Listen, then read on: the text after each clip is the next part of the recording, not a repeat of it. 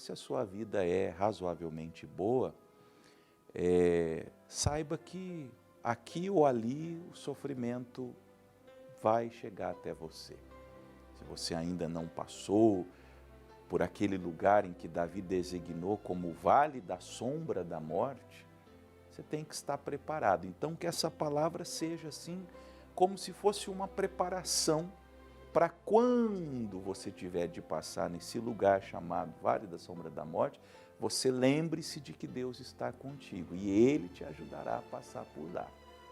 Também gostaria de comentar a você que não sofre, que nunca murmure da sua vida, porque tem gente que padece de verdade, e as pessoas que padecem de verdade que eu gostaria de me dirigir. O profeta Jeremias, eu vou separar 2 textos dele, primeiro no próprio livro que leva o nome dele, Jeremias, capítulo 20, versículo 17 e 18. Vai ser a primeira parte, Jeremias 20, 17 e 18. Nós podemos dizer que o Jeremias é o irmão mais novo de Jó na família do sofrimento. E de certa maneira, eu acho até que o Jeremias sofreu mais do que Jó, não na intensidade. O Jó teve o sofrimento mais intenso, não é? Mais agudo. Perdeu filhos, perdeu dinheiro, ficou enfermo. Agora o Jeremias, ele praticamente passou a vida inteira em sofrimento. Ele é chamado de o profeta chorão, muito porque ele sofreu mesmo. Ele sofre, ele menciona o choro dele, a dor dele, as dificuldades dele. Já vai aparecer Jeremias 20, Jeremias capítulo 20, versículo 17 e versículo 18. Aqui, nesse texto que nós vamos ler, que já aparece para você aí, ele falou uma das coisas mais pesadas que alguém poderia dizer. Por que não me matou desde a madre? Ele está falando com Deus. Isso é uma oração, hein? Falou, Senhor, por que eu não fui morto na barriga da minha mãe? Aconteceu uma fatalidade ali na gravidez e eu não morri. E no nascimento eu não nascesse morto. Como que é a pessoa, o bebê que nasce morto, é o natimorto que fala. Por que eu não nasci morto? Por que o Senhor não me matou lá no ventre da minha mãe? Olha que palavra pesada. Ou, ele pergunta, minha mãe não foi à minha sepultura? Por que eu já não fui absorvido pela morte antes de nascer? Como se tivesse acontecido um aborto, é isso que ele está dizendo. Por que minha mãe não teve um aborto espontâneo? Ou não ficou grávida perpetuamente? Se é muito pesado desejar isso, então por que minha mãe não ficou grávida para sempre? Eu ficasse ali na barriguinha dela e eu não tivesse vindo ao mundo. Versículo 18. Por que saí da madre para ver trabalho e tristeza? 2 coisas, hein? Trabalho e tristeza.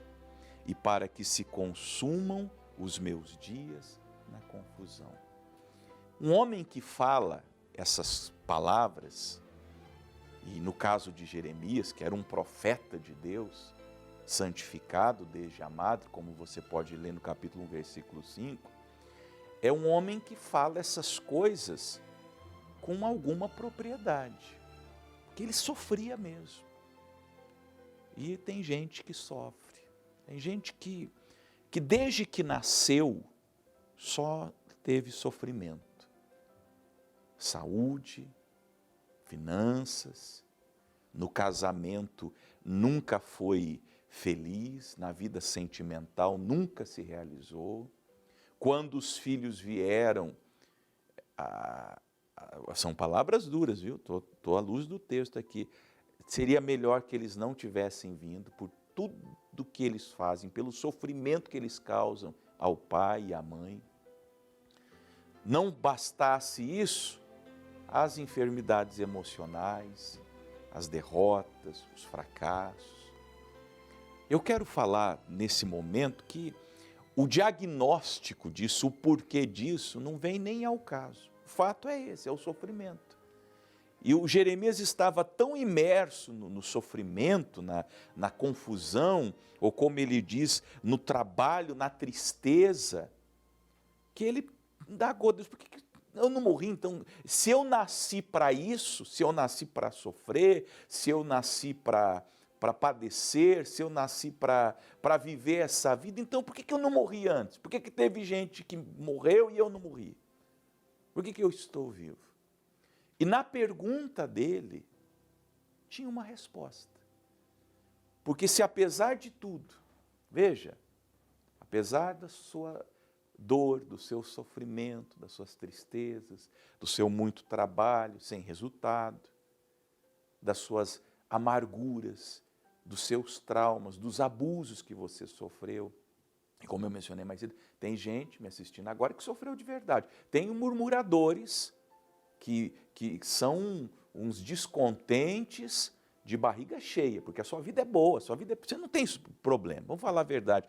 Torna a falar com quem tem uma vida razoavelmente boa. Você não tem problema, você não sabe que sofre uma pessoa que foi abusada por pai, por mãe, por tio, por vizinho, pedófilo, tarado. Você não sabe o que é trabalhar e passar uma vida inteira acordando de madrugada, ter serviço pesado e nunca conquistar nada, nunca ter nada. A pessoa passa 10, 20, 30, 40 anos trabalhando e não tem às vezes nem a casinha dela para morar.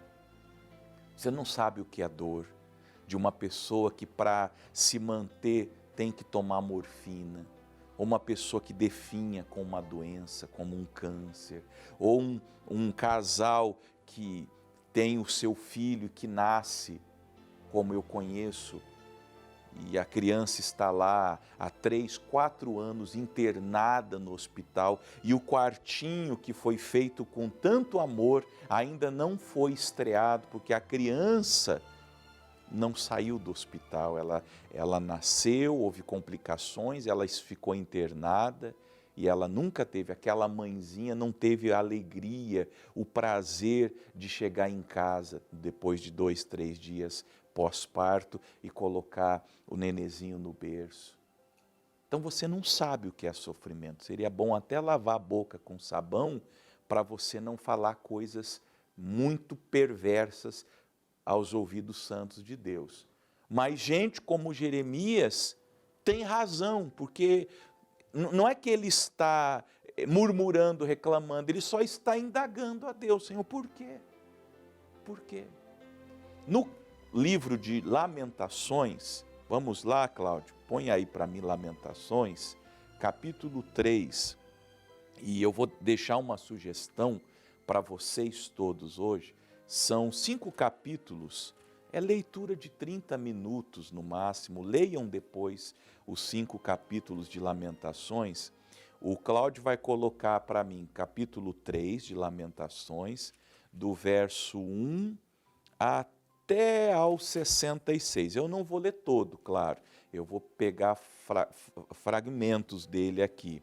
No capítulo 3 de Lamentações, no versículo 1, ele começa assim, olha: eu sou o homem que viu a aflição pela vara do seu furor. Ele me levou e me fez andar em trevas e não na luz. Deveras se tornou contra mim, virou contra mim de contínuo a mão todo o dia. Lamentações 3, Cláudio, 3, não sei se quem está lá, é o 3, do verso 1 ao 66, está o contrário aí, mas já que eles vão corrigir. O Jeremias foi um homem, durante a vida dele, que viu, sentiu, experimentou a aflição. Não teve descanso na alma dele, não teve paz, não teve sossego, não teve alento, não conseguia dormir, não tinha expectativa por tudo que sofreu. Retrato de muitos de vocês. Eu disse, eu me dirijo aos que sofrem verdadeiramente. Agora, como que ele resolveu isso? Ele conta, por isso que eu sugeri, leiam depois os 5 capítulos de Jeremias, de Lamentações. Leiam mesmo. Mas quando ele chega no versículo 20, ele diz: a minha alma certamente se lembra e se abate dentro de mim. Quando eu penso na minha vida, quando eu penso em todas as desgraças que eu já enfrentei, desde a infância até hoje, vim de um lar atribulado, pai e mãe que brigavam, sofri abuso, tive problemas de saúde, tive problemas financeiros. Aí quando eu cresci, eu saí para a vida, pensei, vou construir a minha vida. Não deu nada certo, não deu nada certo na vida sentimental, não deu nada certo na família, não deu nada certo nas finanças. E eu estou aqui, nesse lugar, nesse ambiente de dor e de sofrimento. Então, quando eu penso nisso, quando eu me lembro, a minha alma se abate dentro de mim. Mas eu vou me recordar no meu coração das coisas boas, versículo 21, por isso eu tenho esperança. E o que ele pensava? As misericórdias de Deus são a causa de não sermos consumidos, porque as suas misericórdias não têm fim. São novas a cada manhã, grande é a tua fidelidade. A minha porção é o Senhor, diz a minha alma, portanto, esperarei nele. E aqui está o âmago do que eu quero tratar com você. Eu não tenho uma resposta para o teu sofrimento, para a tua dor, para essa vida que você viveu até o dia de hoje. Mas eu quero lhe dizer uma única coisa. Nessa vida, talvez você não teve, a porção é a recompensa, não é? É o galardão da vida, é a bênção da vida. Talvez você não teve ainda da vida a porção na área da saúde, na área familiar, sentimental, na área da saúde. Quando a gente não tem nada, nós temos que ter esperança e dizer, bom, já que por motivos que eu não sei quais, eu não tive da vida o que eu gostaria de ter ainda, ao menos eu posso ter a minha grande alegria, que é o Senhor. Em meio a tudo aquilo, a alma de Jeremias se alimentava dessa esperança de dizer, a minha porção é o Senhor, diz a minha alma que se abatia, como ele menciona no versículo 20, mas que no 24 se alegrava em saber que ele podia não ter dinheiro, ele não podia ter saúde, ou ele não podia ter outras situações que ele desejava, mas Deus ninguém roubava da alma dele. E isso trazia alento, alguma esperança de que as coisas pudessem melhorar. Então, para você, meu irmão, minha irmã, sofredores na estrada sinuosa dessa vida, o porquê eu não sei. Não me pergunte, não pergunte para ninguém, não especule. Cuidado com um crente fanático, vai dizer que é pecado. Isso é pecado. Igual quando eles foram naquela cidade e encontraram o cego de nascença. Os discípulos perguntaram ao Senhor, quem pecou para que este homem nascesse cego? E Jesus falou, parem com essa besteira, ninguém pecou, nem ele, nem os pais dele. A questão não é nenhum motivo, é daqui para frente. E como que você vai mudar essa história? Fazendo do Senhor a sua porção. Na sua enfermidade, Ele é o teu médico. Na sua pobreza, Ele é o teu sustento. Na sua tristeza, Ele é a sua alegria. Nas suas trevas, Ele é a sua luz. Na tribulação infindável da sua alma, Ele é a sua paz. Minha porção é o Senhor. Eu não consigo, eu não tenho descanso em lugar nenhum nessa vida, mas eu tenho Deus cuidando de mim. Então, a você que sofre, eu digo essas palavras. O porquê eu não sei. Eu não sei, de verdade, eu não saberia dizer. Pode ser que seja culpa sua, pode ser que não. Mas eu sei uma coisa, Deus é a sua porção. Deus pode te dar o que você precisa. Amém?